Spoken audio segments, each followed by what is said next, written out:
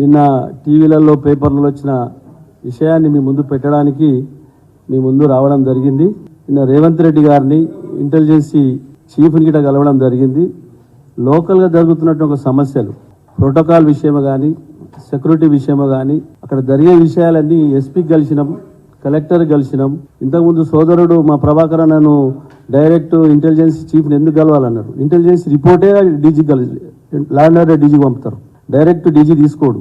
Intelligence report gross level report అలా పంపితే దాన్ని బట్టి యాక్షన్ ఉంటుంది. ఇది మంచి ఆచరణ అనేది. ఎందుకంటే మేము రేవంత్ రెడ్డి గారిని నిన్న కలుసుకోవడం ఒకటేసారి కాదు, ఇంకా 100 సార్లు కలుస్తాం. తప్పేంటిది?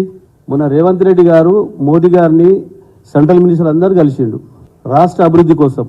మా నియోజకవర్గ అభివృద్ధి కోసం 100 సార్లు కాదు 1000 సార్లు కలుస్తాం. తప్పేంటిది? తప్పకుండా కలుస్తాం. వారు ఇచ్చిన వాగ్దానాలను ప్రజలకు ఇచ్చే రీతిలో మేము ఫైట్ చేస్తాం. కేసీఆర్ గారు మేము హ్యాట్రిక్ ఎమ్మెల్యే కావడానికి 3 సార్లు నాకు బీఫామ్ ఇచ్చి మా మీద పూర్తి నమ్మకం విశ్వాసం ఉంది. మాకున్నది మాకు వాళ్ళకి మీద ఉన్నది కేసీఆర్ మీద. కేసీఆర్ గారు టీఆర్ఎస్ పార్టీ మేము బతికినంత కాలం టీఆర్ఎస్ పార్టీని విడేది లేదు. ప్రజలు మమ్మల్ని ఎన్నుకోబడ్డ ప్రజలు, నియోజకవర్గ ప్రజలు మినీ ఇండియాగా మారి ఉన్న పటంచెరు నియోజకవర్గ ప్రజల కోసం ఎక్కడికైనా పోతాం, ఏమైనా చేస్తాం, డబ్బులు తీసుకొస్తాం, అభివృద్ధి చేస్తాం. కాబట్టి దానికి ఎక్కడ శంకించవలసిన అవసరం లేదు. దయచేసి నిన్న వచ్చిన వార్తలన్నీ ఖండిస్తూ ఉన్నాం.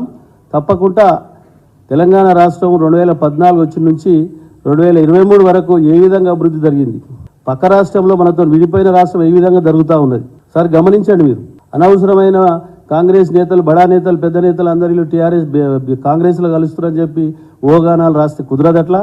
తప్పకుండా నియోజకవర్గ ప్రజల కోసం రేపు రాబోయే పార్లమెంట్ ఎలక్షన్లో బ్రహ్మాండమైనటువంటి మెజార్టీతో గులాబీ జెండా ఎగరేయబోతా ఉన్నాం. అధిష్టానం ఎవరికి టికెట్ ఇచ్చినా భారీ మెజార్టీ 3 నుంచి 4 లక్షల మెజార్టీతో గెలిపించబోతా ఉన్నాం. ఎందుకంటే కేసీఆర్ గారు సిద్దిపేట ముద్దుబిడ్డ, సిద్దిపేటకి వెళ్ళి రాజీనామా చేసి ఈరోజు రాష్ట్రాన్ని, తెలంగాణ రాష్ట్రం చనిపోయే రీతిలో వరకు వెళ్ళి దీక్ష చేసి ఈరోజు ముఖ్యమంత్రి గారు తెలంగాణ సాధించిన తర్వాత తెలంగాణ రాష్ట్రంలో ఉన్న సంక్షేమ పథకాలు, అభివృద్ధి జోడు గుర్రాలాగా ఈ 10 సంవత్సరాలు ముందుకు తీసుకుపోయిన సంగతి మర్చిపోలేరు జనం. మన కన్ఫ్యూజ్లో కాంగ్రెస్ వారు లేనిపోని అపవాళ్ళు, లేనిపోని వాగ్దానాలు చేయడంతో ఒకసారి చూద్దామన్న ఆలోచనతోటి వాళ్ళు ఓట్లు వేసారు. కాబట్టి తప్పకుండా రాబో కాలంలో తిరిగి మళ్ళీ ముఖ్యమంత్రి కేసీఆర్ గారు అవుతారు, ఈ రాష్ట్రాన్ని అభివృద్ధి పథంలో ముందుకు తీసుకెళ్తారు. కాబట్టి దయచేసి మీరు అందరూ గమనించి నేను వచ్చిన వార్తలను ఖండించవలసిందిగా మనవి చేస్తా ఉన్నా.